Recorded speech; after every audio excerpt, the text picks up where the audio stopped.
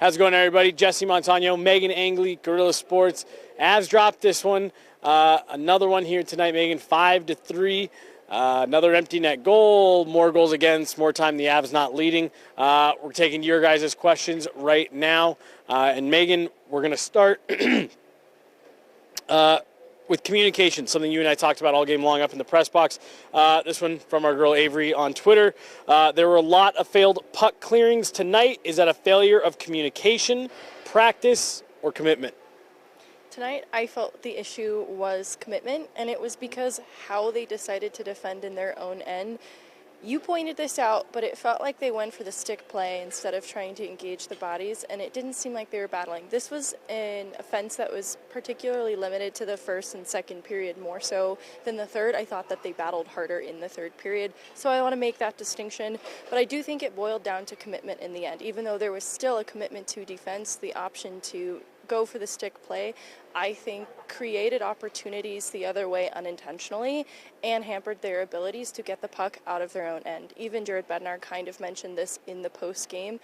Their struggles to break out the puck, came down to puck management. I do think some of that's decision making, but I also think it was a commitment-based issue tonight in the first half of the game. I completely agree with you. Does Devon Toews alone right this ship? His return, of course.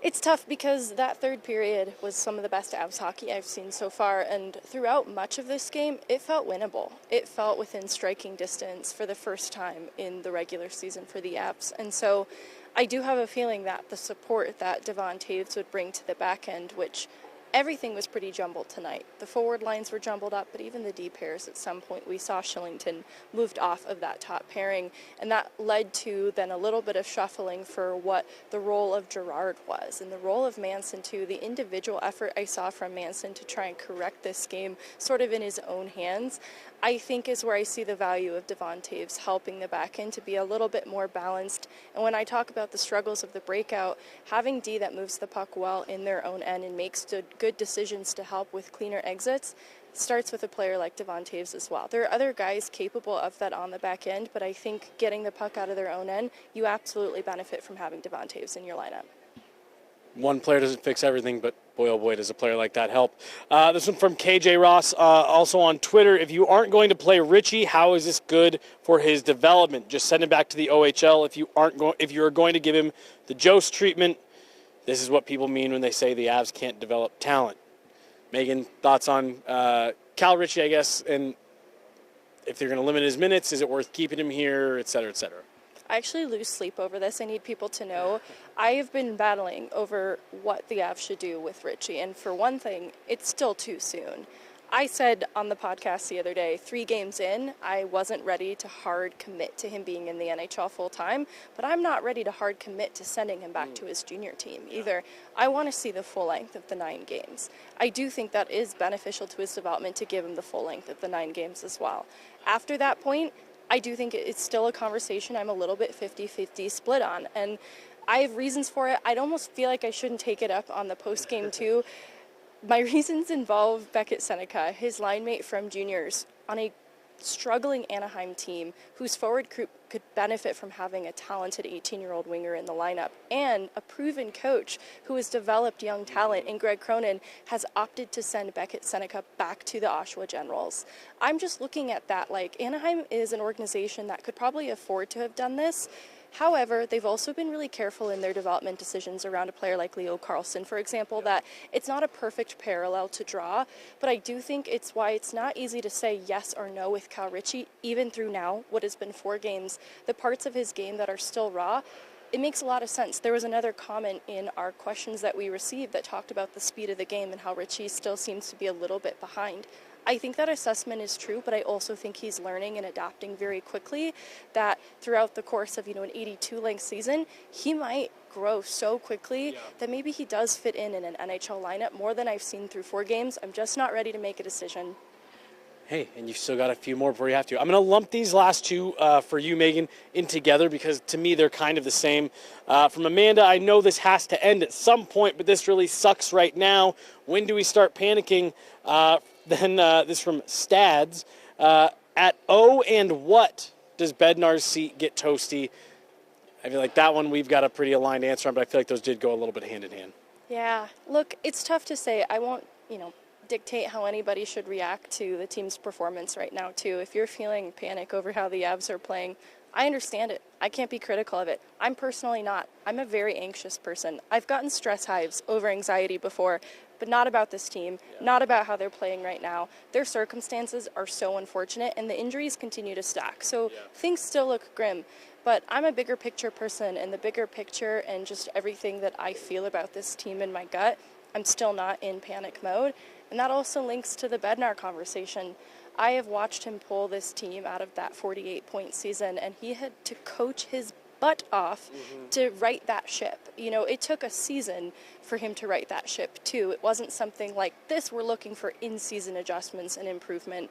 But because of the coaching that was required of him then, I have so much faith in what he can do now. I also think he's a bit removed from that situation that maybe he's a little out of practice. Maybe it's going to take some time for him to start making some of the adjustments necessary that are different from what he's had to the last couple of seasons, because this has been probably the most challenging situation he's inherited since the 48-point season. So it's going to challenge him in a big way, but I have seen him pull this team through very difficult stretches, and he's brought them to a cup. So I brought up Edmonton on the show. You had just topped off. We were talking about it with JJ and the parallels of how Edmonton opted to move on kind of early in the season after a rough stretch.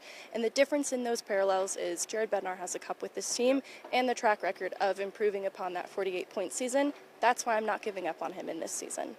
Before I hand the mic over to Meghan here, we got one from 16-4 Avs all day. I have a question for the postgame. Anybody else bothered by Kelly playing with his chin strap all game, or am I just bugging? I noticed it. It drove me nuts all game. Glad someone else caught it. All right, we're going to switch over and put Jesse in the hot seat. All right, we have a Gorgiev question, so I'm going to kick it off. What has to happen to not have Georgie in net? Look, I thought for the second straight game he wasn't the issue tonight. I actually thought this was easily his strongest performance so far. And I think you needed to see that. Again, I don't think he obviously wasn't perfect tonight. He even called out. Probably there's a goal or two that he would maybe want to, do over on. But I think you want to just see him not be the problem. I actually think that we are now entering a territory, 2 straight games where he's been fine. He's been good. He looks like he's getting better. I think you can start to go away from him now.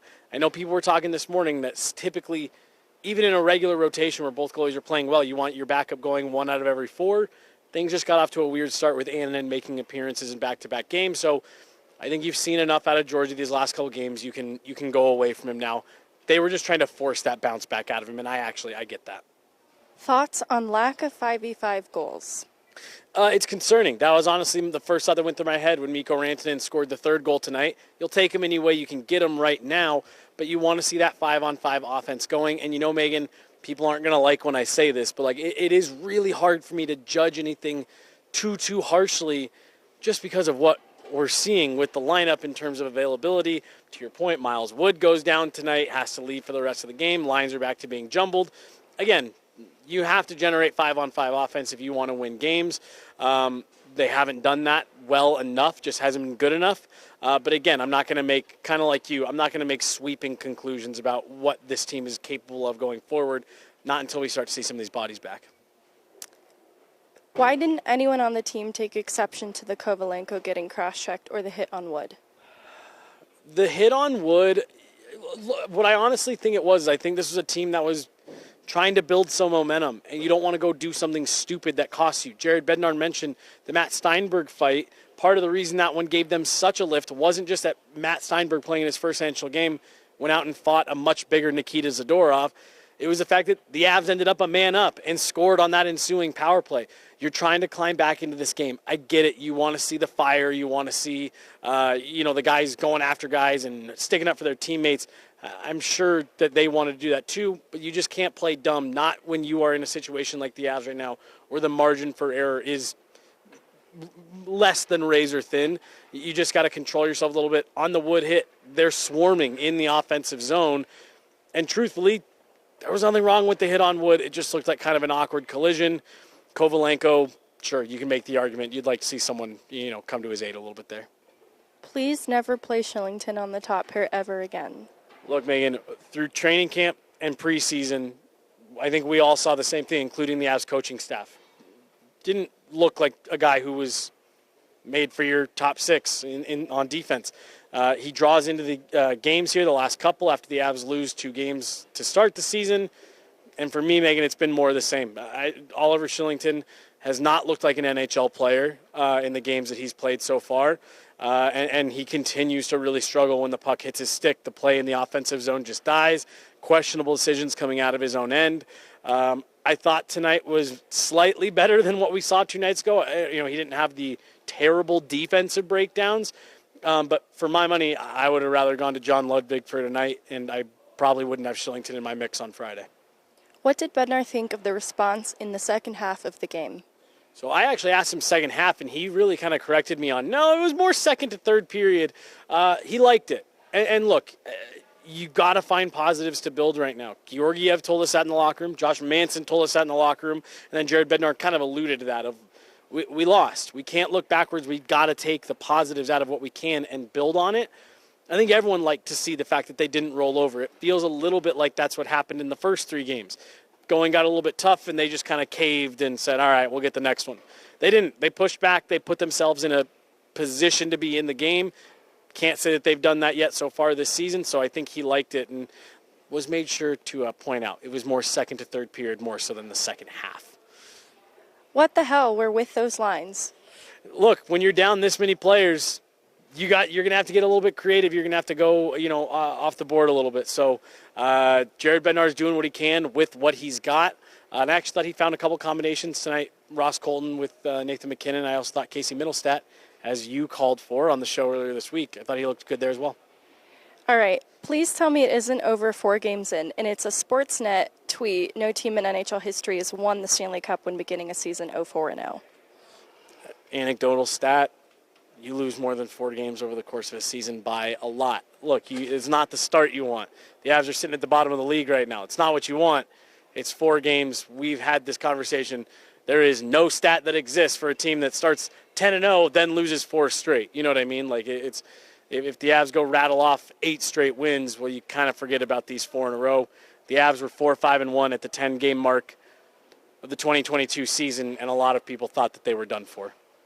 Well, that's all we have for you tonight. The Avs will close out this homestand at home against Anaheim on Friday, and they are looking to build upon a terrific third period after a frustrating result against the Boston Bruins.